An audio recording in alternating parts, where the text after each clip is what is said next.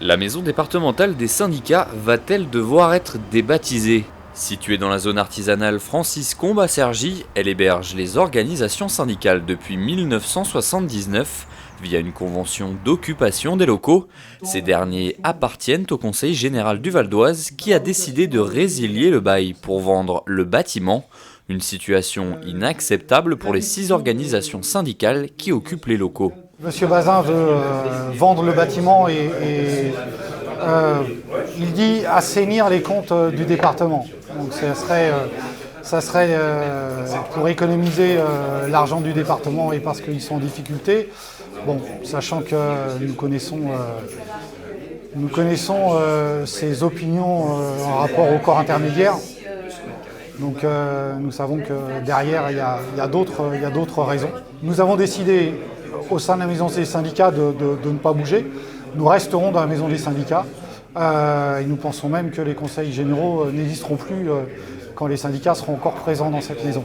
Les syndicats sont bien décidés à rester dans les locaux, même après la date de fin de la convention en février prochain. De son côté, le Conseil général du Val d'Oise évoque des impératifs économiques pour justifier ce choix.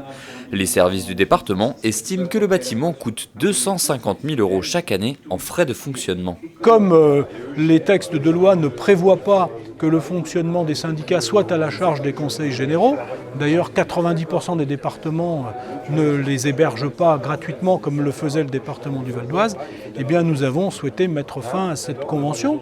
Il ne s'agit pas pour nous de faire en aucune manière obstacle au droit des syndicats de fonctionner, c'est tout à fait naturel dans notre démocratie, mais nous disons simplement que le contribuable départemental ne peut pas le financer, il ne le doit pas en termes juridiques, de par nos lois, et il ne le peut plus encore aujourd'hui du fait du durcissement redoutable des conditions financières qui sont faites au département. Une première réunion a eu lieu entre l'intersyndicale et le Conseil général du Val d'Oise. Ce dernier a proposé de maintenir les organisations dans le bâtiment jusqu'à sa vente, mais elles devront payer les frais de fonctionnement, un compromis inacceptable pour les syndicats.